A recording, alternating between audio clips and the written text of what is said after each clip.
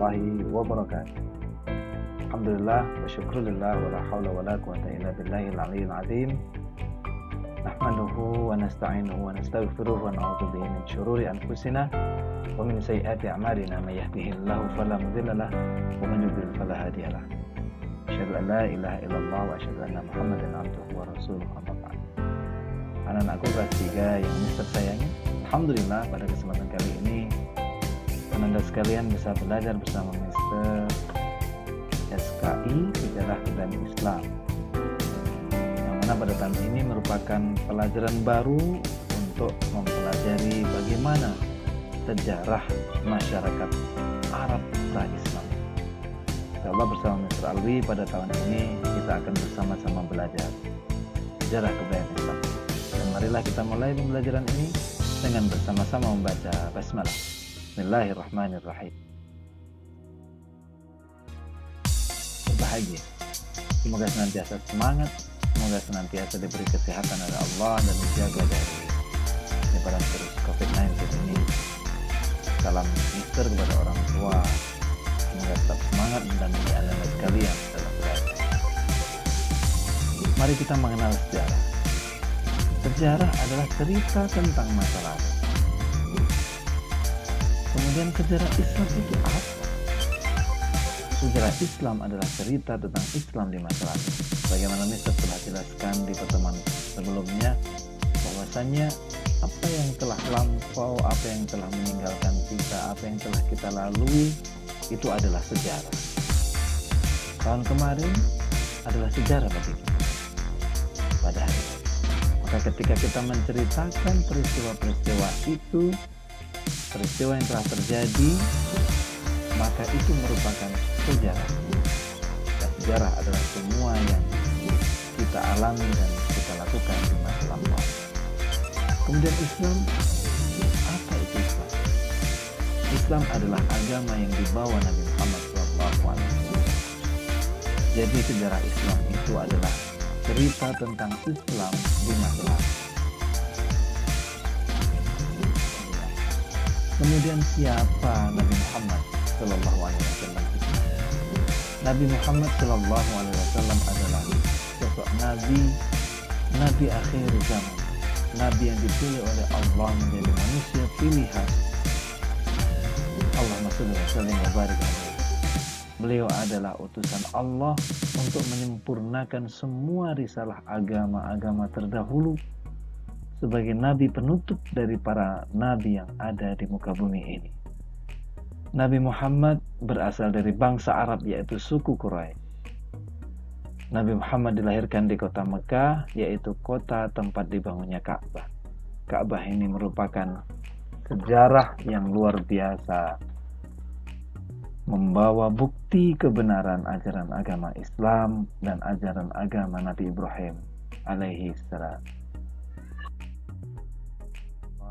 Yang semangat dalam belajar. Kemudian mengenai materi sejarah kebudayaan Islam pada kali ini terkait dengan kehidupan bangsa Arab, yang mana kita akan belajar bersama. Bangsa Arab merupakan bangsa yang berada di Jazirah Arab. Ciri-cirinya mereka menggunakan bahasa Arab. Kalau berbicara bahasa Arab, pastinya anak-anak telah membaca Al-Quran, belajar huruf hijaiyah, itu adalah bahasa Arab. Tetapi ketika membaca Al-Quran, itu adalah bahasa Arab, tetapi Allah yang berfirman. Baik, kita mulai pembelajaran sejarah kebudayaan Islam ini dengan kehidupan bangsa Arab ketika itu. Sebagian besar tanah Arab adalah padang pasir, sehingga sulit untuk menemukan tanah yang subur. Lihat jauh ke sana, di dekat maupun jauh, semuanya terhampar gurun, padang pasir yang luas. Karena itu bangsa Arab secara berpindah-pindah atau nomaden untuk mencari tempat yang subur dan sumber air. Apa manfaatnya? Mereka selalu berpindah-pindah untuk mendapatkan lahan yang subur, pastinya untuk bercocok tanam. Kemudian untuk mendapatkan suplai air. Kemudian terkadang mereka harus berperang dengan sesama bangsa Arab untuk berebut menguasai daerah yang subur.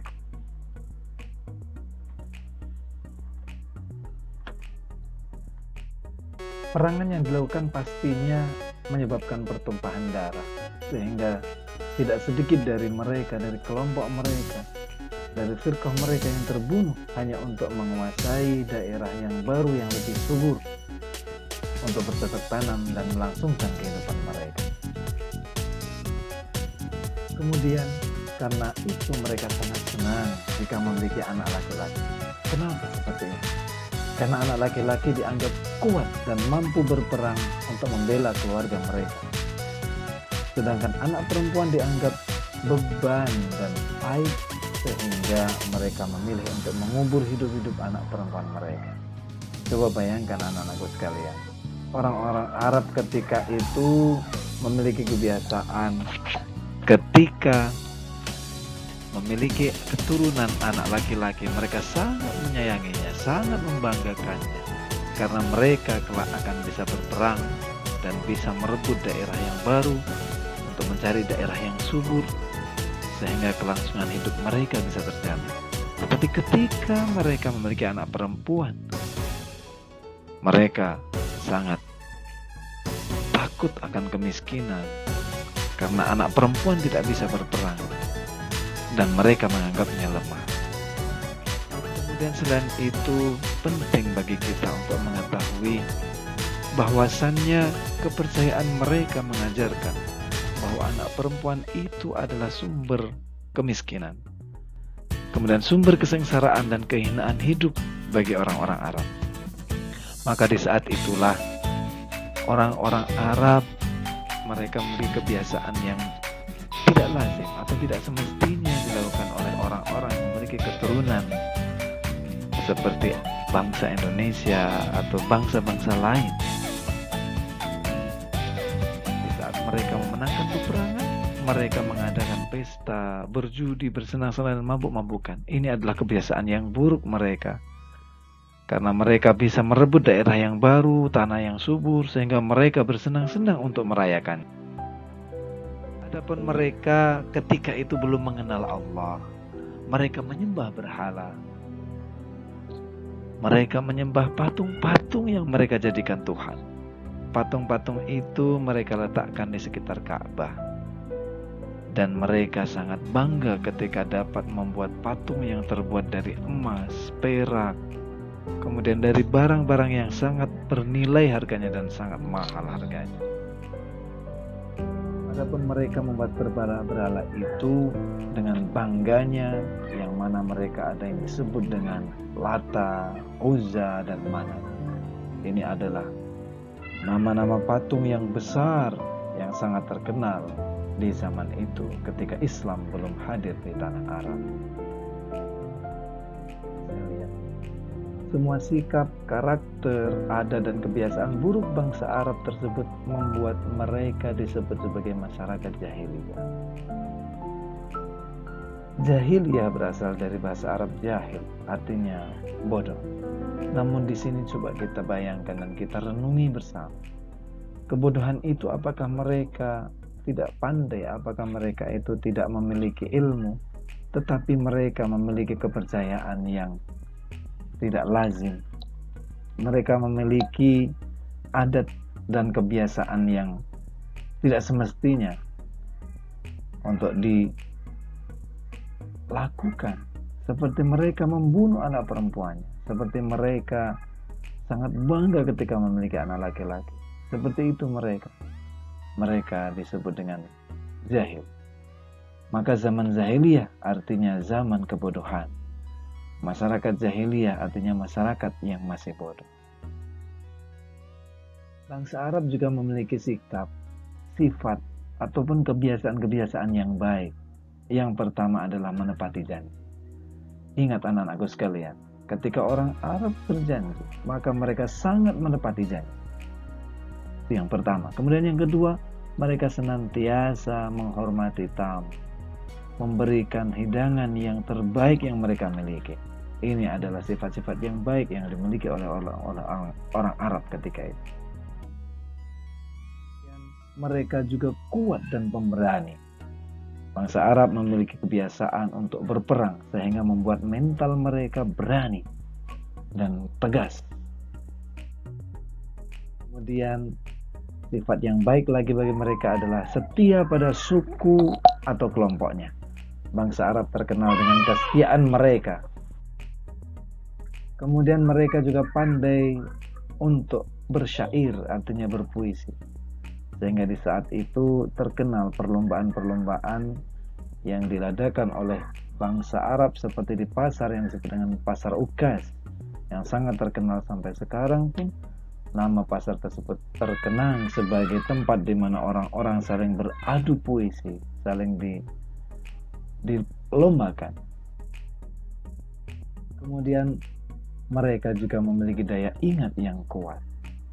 Dari beberapa hal tadi merupakan sifat yang baik, kebiasaan yang baik dari bangsa Arab.